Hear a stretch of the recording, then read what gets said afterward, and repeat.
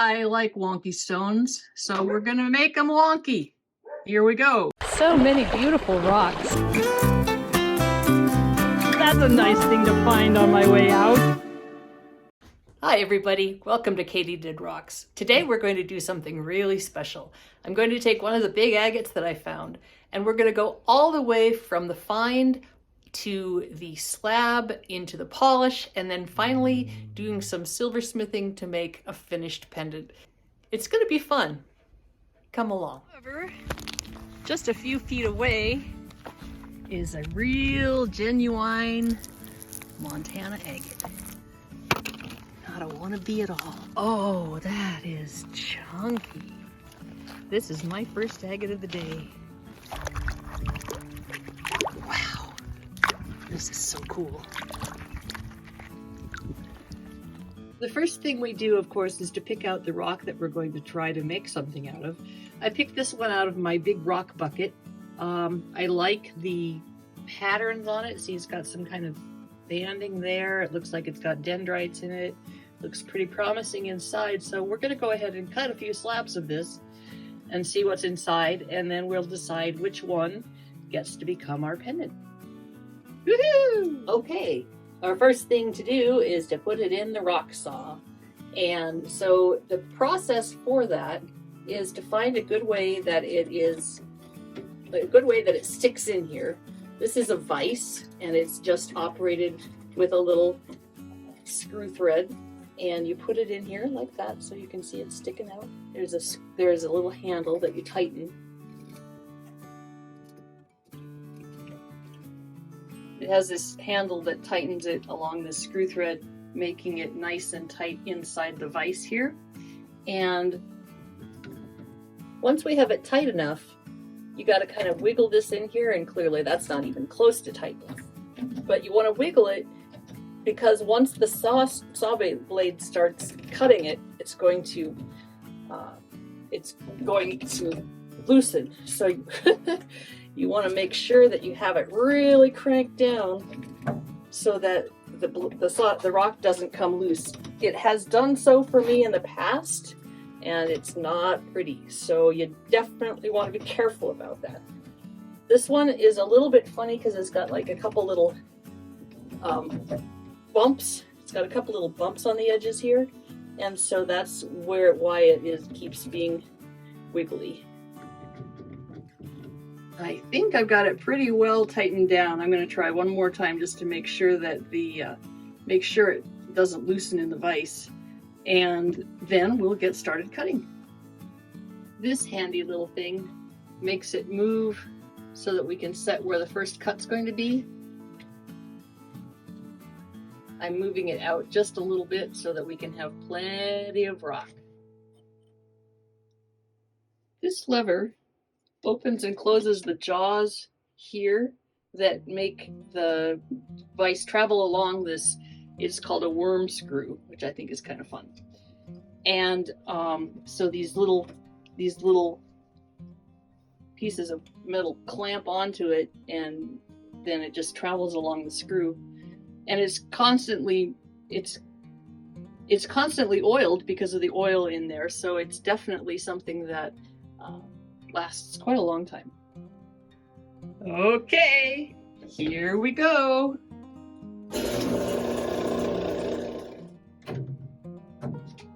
Let's see what we've got so far. Ooh, pretty. Looks like there's a quartz center in there. That's surprising.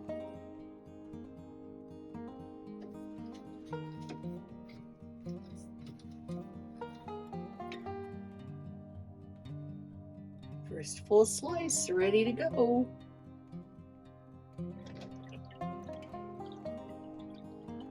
Oh, pretty.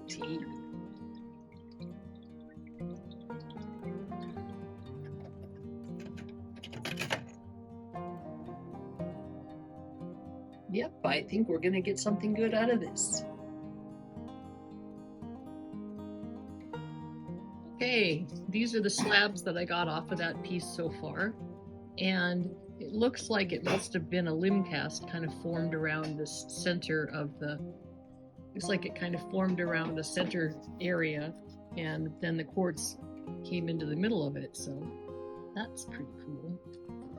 I'm trying to decide if I'm going to use this quartz piece here, because I kind of like it, but you never know if it's going to stay that way or fall apart.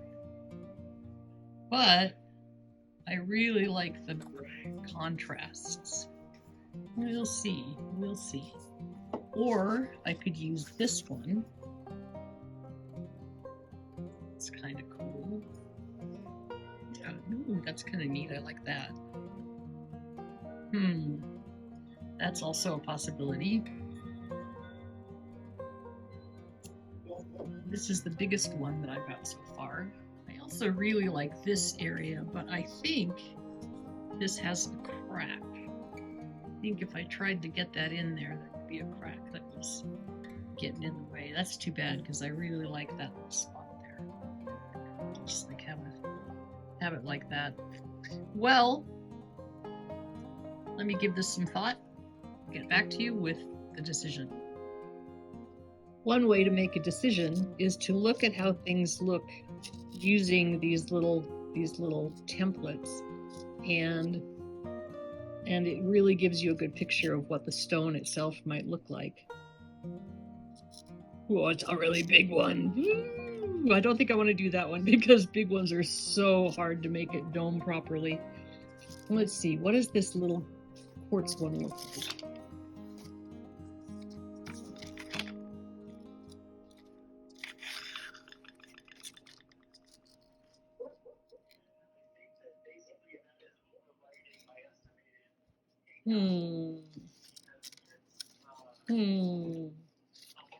No, I don't really care for that. I thought I would, but I don't really like it. Well, that might not be too bad. No, I just don't like it. It feels unfinished somehow.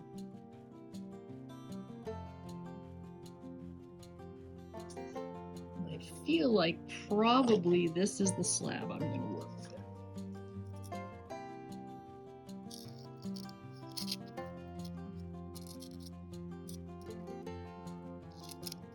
I like the lighter color there, along with the kind of the contrasts.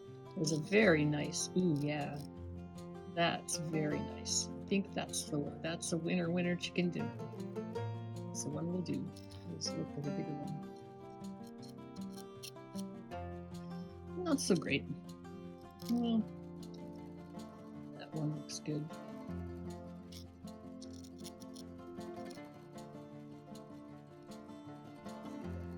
Granted, you don't usually wear a necklace with a light behind it, but I do like to look at it that way. I used a ballpoint pen to make a mark here. You can see that this just has a nice balance to it. Kind of the rule of thirds is applying here. I'm hoping that this inclusion will stay, and I'm also hoping that these rings will not fracture, so we'll see. I'm going to put something else down here just because you don't want to waste the slab, and then we'll get to cutting.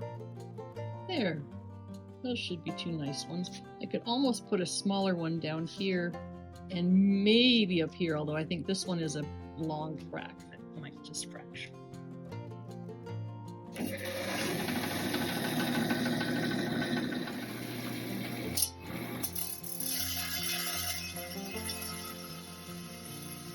Well, this is a bit ironic. The only one to survive the cutting without fracturing across these lines is the one that I was worried about fracturing. Everything else broke right along where these lines are here.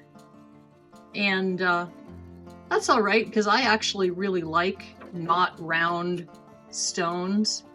Black Opal Direct calls them wonky, and thinks everything should be ovals. But I like wonky stones, so we're gonna make them wonky. Here we go. Okay, the first thing we're going to do, this one's just gonna be a nice round little pendant. This one, if it hangs together, is going to be a regular shaped cabochon.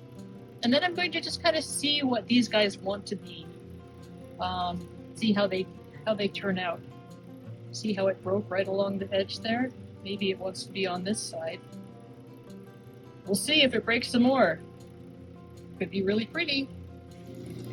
First thing to do is to work on the wheel that has the highest, the coarsest grit. And this will take away material along the edges fairly quickly. Yes, I think I'm going to like this shape. You know, sometimes the rocks know better than I do. Anyway, I have cut around here. You can see there's basically a 45-degree angle. Might need to go up just a little bit more. It looks like it maybe is a little bit shallow. Anyway, you cut 45 and then another less sharp angle here, and you work your way in to the center of the cab. At least that's what I'm told. So we're going to give it a shot. I like working these unusual shapes because it seems like it's easier to get things to go in from the sides, but we'll see. I may have spoken too soon. I think I'm really going to like the looks of this one. It still has kind of a little flat spot. You can see there when the light goes across it.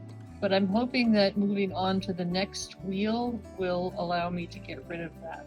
My coarse grit is a little bit dull, and I need to work that out. Ooh, look at that, it's really coming out pretty. It's looking better and better. I'm going to move over to the resin wheel. It's a diamond encrusted resin wheel, and it is a slightly, I like working on that a little bit better just because you can press a little harder into it. The wheel shapes onto the agate itself. Oh gosh, I'm really gonna like that.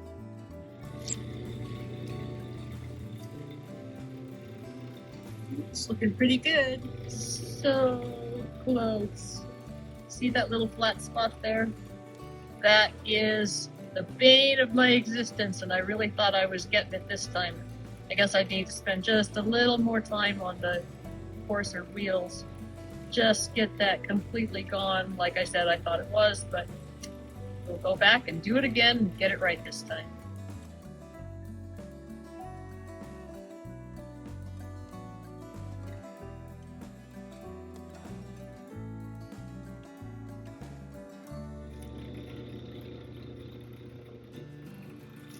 This is looking pretty good.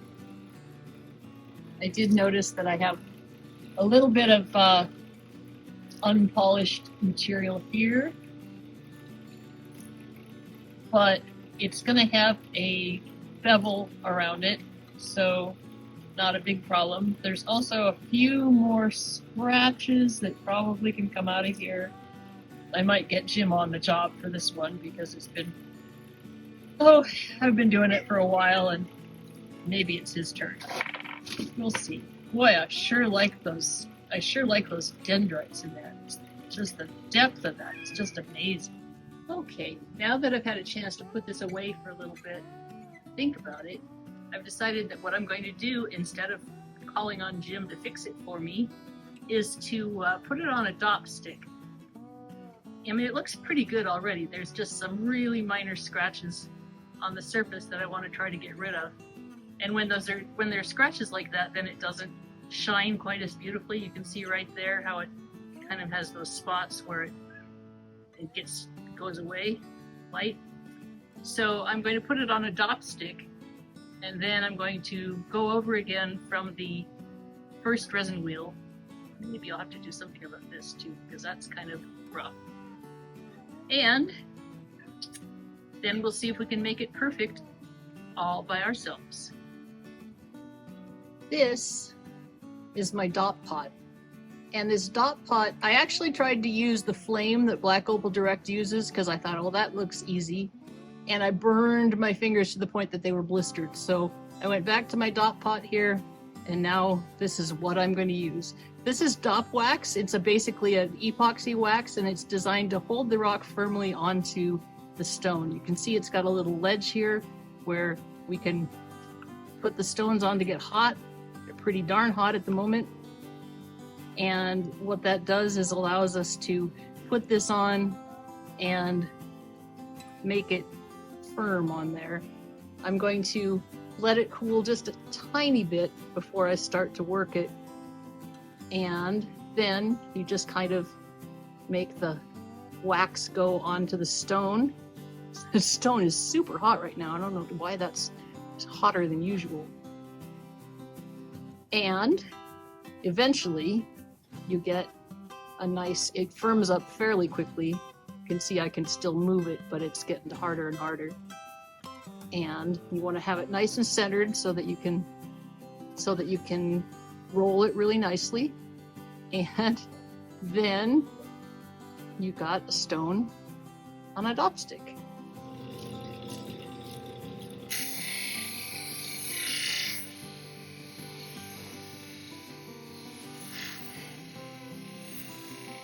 You can see how easily it rolls when it's on a stick like this, rather than your hands. It just makes it so much smoother.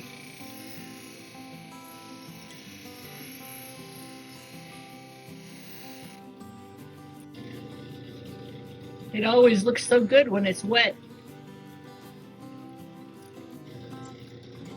After a quick check of this, I discovered that it had lines kind of going like this because I was only doing this way. So now I'm going to go all the way around.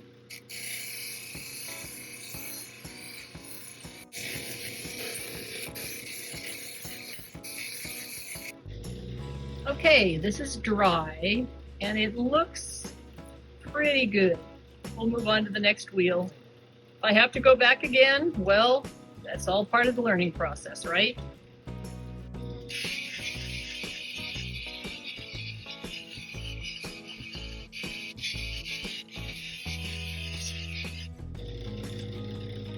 After the first polish,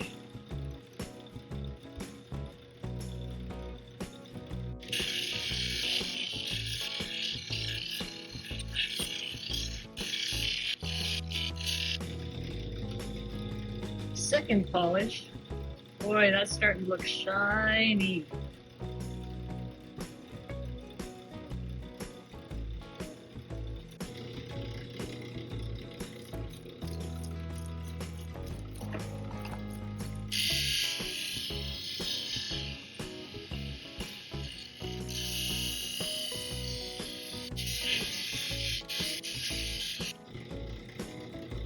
That is looking pretty darn nice.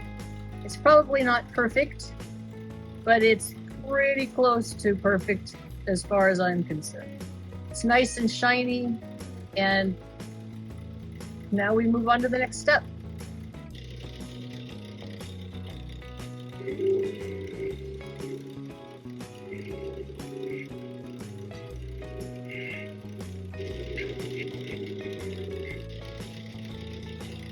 That pink stuff on the wheel is a diamond paste, and it's supposed to give you an extra glassy shine. I'm kind of wondering if I do it wrong though, because it seems like it clouds it up a little bit, and then I have to make it wiped off again. Still, this is pretty, and I think it's ready for some silver. I think, just because I really like this shape, that I'm going to put it in silver rather than copper and see if we can make something really fancy out of it.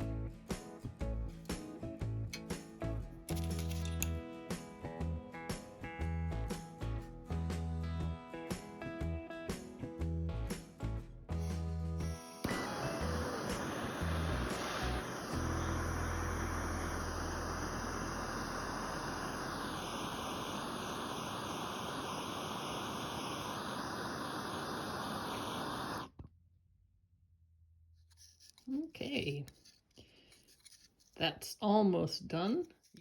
And here is the finished product. I am so pleased with soldering and silver and all this cool stuff. If you have any tips, let me know. Ooh, what a ride! Thanks for watching. If you haven't subscribed yet, hit that subscribe button and keep on doing.